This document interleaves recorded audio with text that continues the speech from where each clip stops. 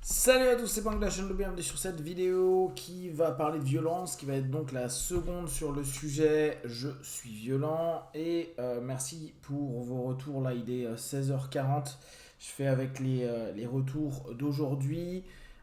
L'idée étant donc de répondre, en tout cas de vous donner moi mon point de vue. Ce n'est pas un point de vue qui est plus juste qu'un autre, ça reste celui que moi je vis en moi et que je tente de recouper avec les petites connaissances que j'ai sur la psyché, sur les trans, etc.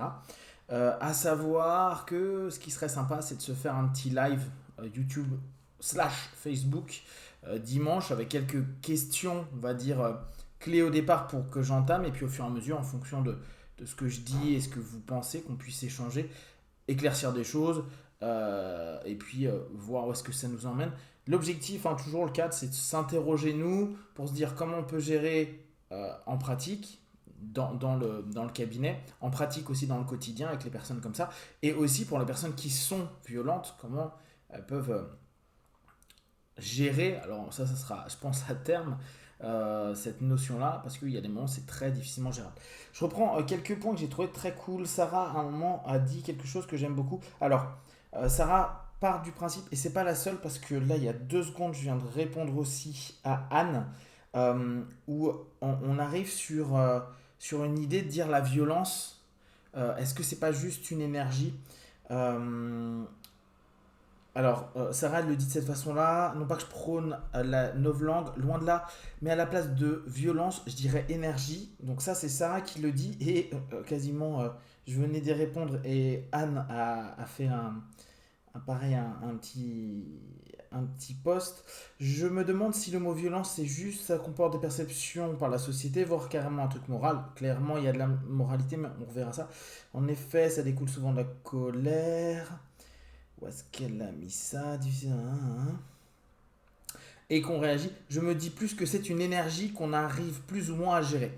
Alors là, on est dans cette idée. Est-ce que la violence, c'est une énergie? Alors bien sûr, il y a de l'énergie dans de la violence. Je ne pense pas que ça soit une énergie et qu'on puisse changer ce mot-là. Pourquoi? Parce que violence, il y a une notion d'imposer à, de forcer à. Et donc, il y a un rapport de domination qui se met dans la violence. C'est en gros vraiment une mouvance, qu'elle soit physique, psychique, émotionnelle, qu'elle soit par le verbe ou par les gestes, qui impose, qui impose quelque chose. Et donc il y a quelque chose qui est lié à la puissance. Ce qui peut être intéressant, c'est d'aller regarder du côté d'Adler avec la notion de sentiment d'infériorité et compensation en puissance.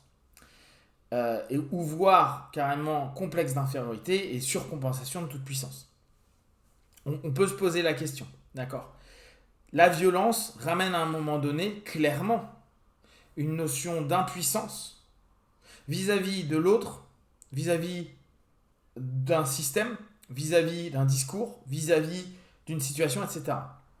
Et à partir de là, étant donné qu'on n'a plus forcément de, de, de façon de se comporter, de réponse. Et on sait très bien qu'il y a une possibilité que, vu qu'on a des options qui diminuent, l'une des options et la carte qui est utilisée, ça va être d'imposer à l'autre ou mettre fin en imposant son opinion, qui va souvent se passer par un geste, un mot, une attitude qui va agresser. La violence va agresser ou blesser l'interlocuteur ou la situation, détruire, si on est dans le cas d'une manifestation ou autre. Donc je ne pense pas que ce soit intervertible. Mais on peut très bien identifier dans la violence de l'énergie. Clairement, il y a une énergie qui est d'ailleurs, dans mes réponses, je recoupais beaucoup avec ça, il y a une énergie qui vient de l'énergie colère parfois, plus que de l'émotion colère. Pour ceux qui ont un peu suivi ma vision et la différence que je fais entre être en colère et vivre dans une énergie de colère, il y a un petit distinctif et c'est pas tout à fait la même chose. Donc il y a une énergie de colère qui emmène à cette violence qui va être d'imposer.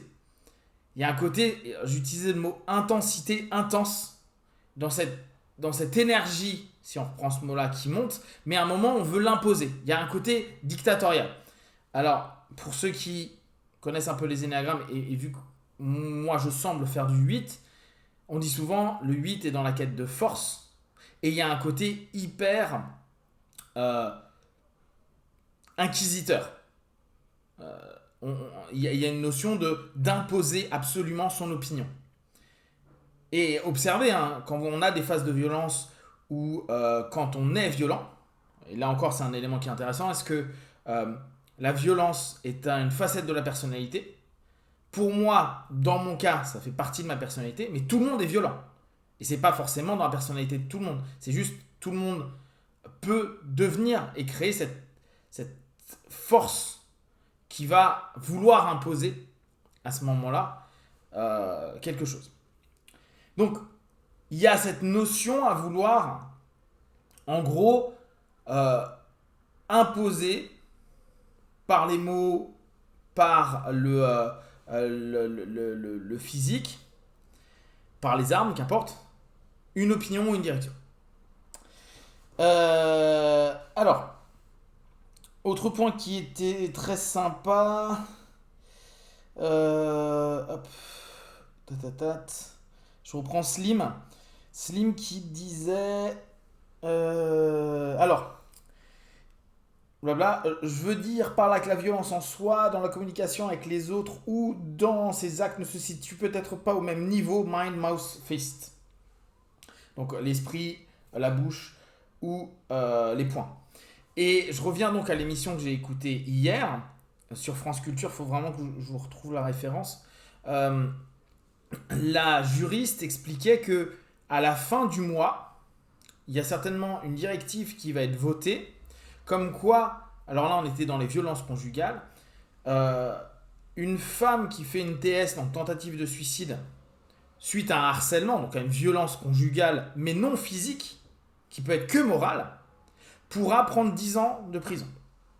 Donc on arrive à quasiment autant, voire peut-être même c'est plus, qu'une agression physique, avec les poings.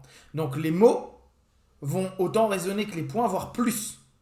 Donc on peut dire il y a un distinguo, il y a des niveaux. Néanmoins, c'est pas tout à fait évident de capter, parce que je disais à Slim, je pense que c'est très compliqué de se rendre compte de l'impact d'une blessure. Souvent, quand on est en cabinet, on a des personnes qui disent mais moi je me suis fait frapper par mes parents. C'est pas ça le plus dur, c'est plus l'ignorance, c'est plus les mots qu'ils ont pu me dire, c'est plus l'humiliation, qui au bout du compte ne passe pas par du physique. Donc là encore, il y a à s'interroger sur cette notion de violence.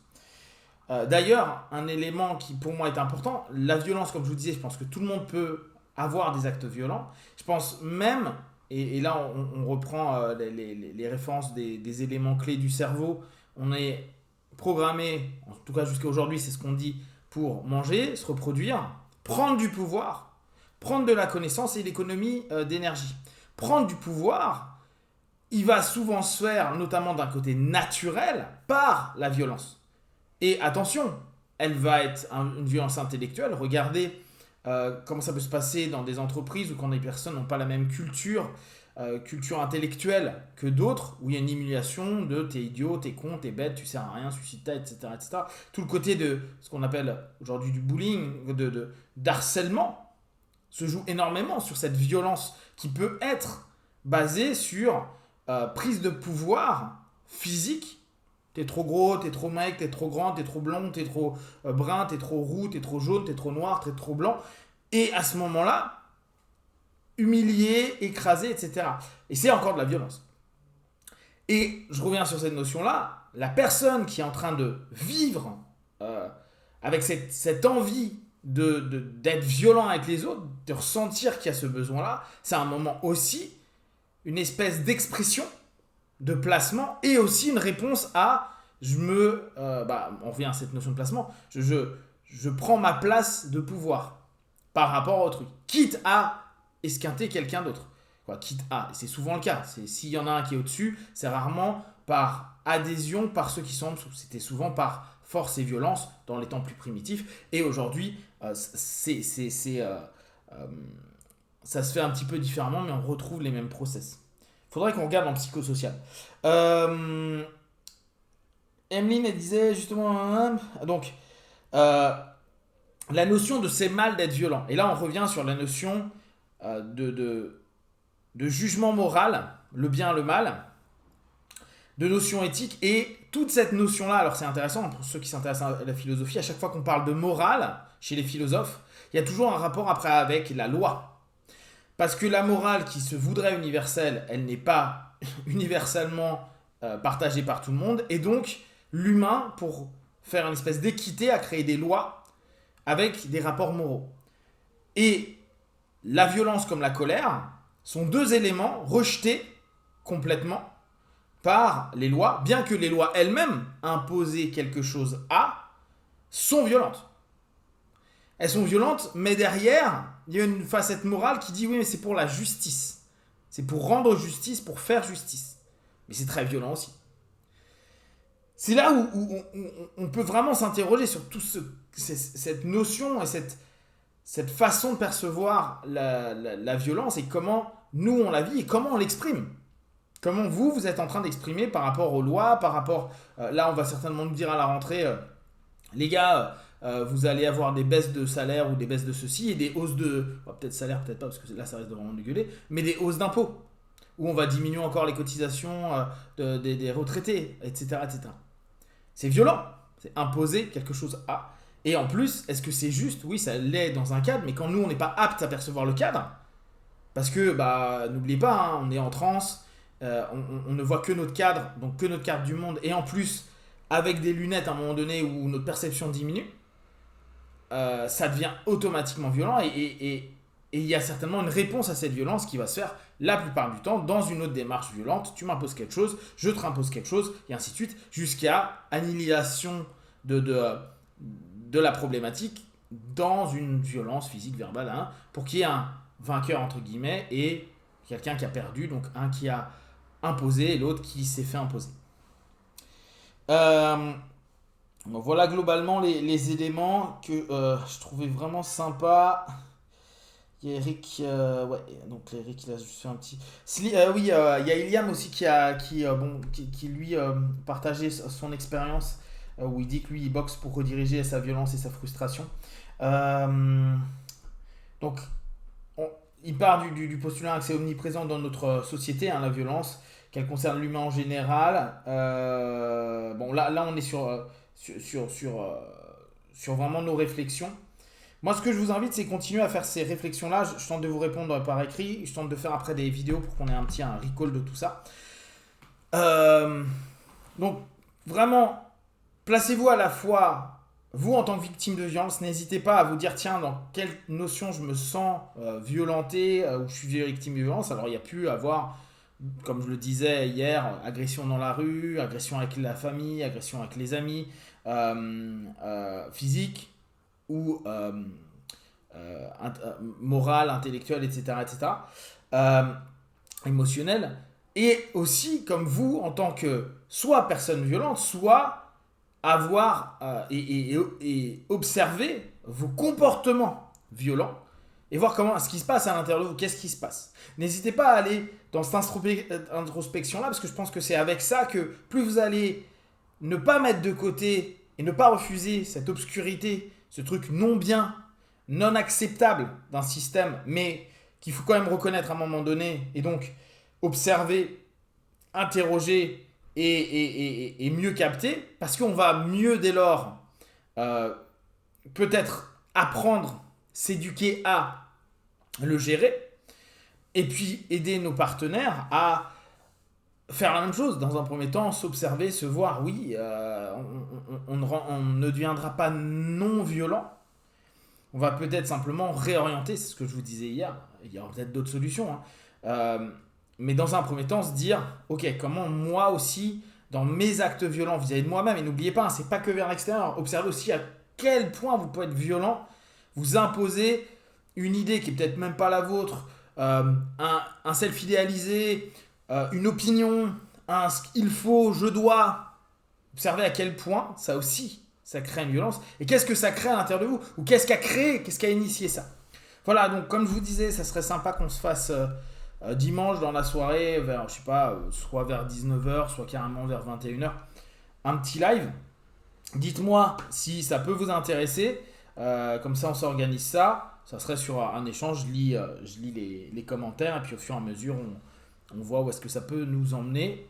Toujours dans cette idée de pouvoir, d'une part, s'assumer, mieux se connaître, mieux comprendre ça et voir qu'est-ce qu'on pourrait en faire à court, moyen, long terme pour accompagner ces personnes qui sont violentes, qui parfois elles-mêmes se rendent même pas compte qu'ils sont violentes, mais là on en reparlera ultérieurement. Voilà, si vous avez des questions à la avec vous, partagez sur Facebook, YouTube, j'y répondrai le plus rapidement possible. Et comme d'habitude, de tout ce que je propose, ne prenez que ce qui est bon juste pour vous, testez, observez, analysez et concluez. Be one, ciao.